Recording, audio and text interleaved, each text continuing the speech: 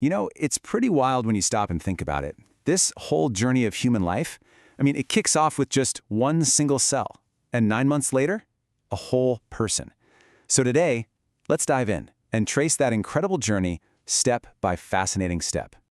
Yeah, from a single cell to a complete human being. That one line really sums up one of the most mind-blowing processes in all of biology. It's like this perfectly timed, intricate dance of cells. The big question is, how does it all actually work?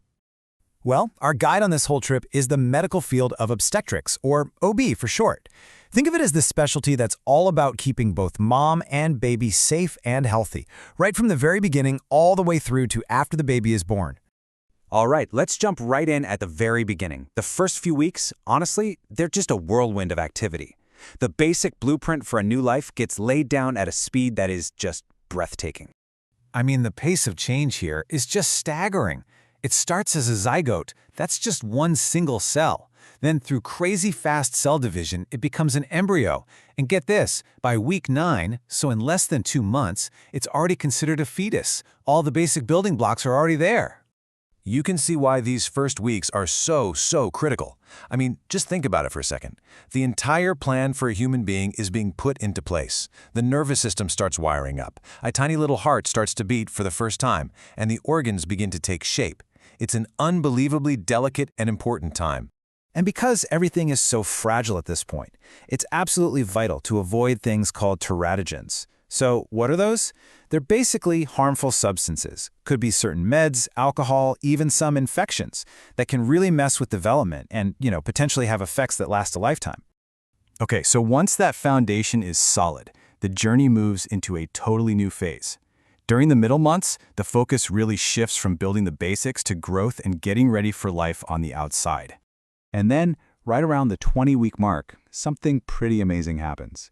It's a milestone called quickening. This is the very first time the mother actually feels the baby move. It's this powerful, real connection that, it makes everything feel incredibly real and helps build that deep, deep bond. Fast forward to week 37, and we're almost at the finish line. The baby is nearly ready for the big debut. Most of the organs are working just as they should. These last few weeks are all about the final touches, packing on some weight, and crucially, getting those lungs ready to take that very first breath. And that, of course, brings us to the grand finale of this 9-month story, labor. But it's not just an ending, right? It's this powerful, super organized process designed to bring the baby into the world.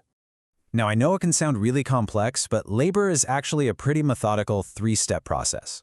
Stage 1 is all about preparing the path. Stage 2, that's the main event, bringing the baby into the world. And stage 3 is just making sure the body wraps everything up safely. One of the most critical things for a smooth delivery is the baby's position. The ideal setup is head down. That's the easiest way out. But sometimes the baby is breech, kind of upside down. That's a bit more complicated and definitely needs the medical team to manage things carefully. Of course, like any journey, sometimes things don't go exactly to plan.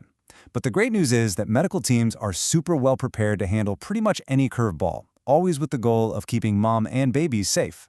So one of those challenges is something called prolonged labor. All that means is that the process is taking longer than expected. And it can happen for a bunch of reasons. Maybe the baby's size or position, or even things like the mother's stress levels. Now, hearing the term prolonged labor can sound a little scary, I get it, but it's good to have some perspective. It's a complication that happens in about 8% of births. And the most important thing to remember is that medical teams know exactly how to manage it. In those cases of prolonged labor, or if any other issues pop up, a C-section might be the answer. It's a surgical procedure, sure, but it's a really important tool that doctors use to make sure everyone, mom and baby, comes through healthy and safe. So, the baby's here, and that's obviously a huge moment, but the story doesn't end there. Not at all. In fact, it's the start of a whole new chapter, and it's just as important as the one that came before. Believe it or not, the baby gets their very first test right there in the delivery room. It's called the APGAR score. It's just a really quick checkup they do at 1 minute and then again at 5 minutes after birth. It's all about seeing how well the little one is adjusting to the outside world. A score out of 10 is what they're looking for, and the higher the better. This whole period after birth is so important that people have started calling it the 4th trimester. And it makes sense, right? It's a massive time of adjustment, not just for the baby, but for the mom too, as her body recovers. And, of course, it's when the whole new family really starts to connect and bond.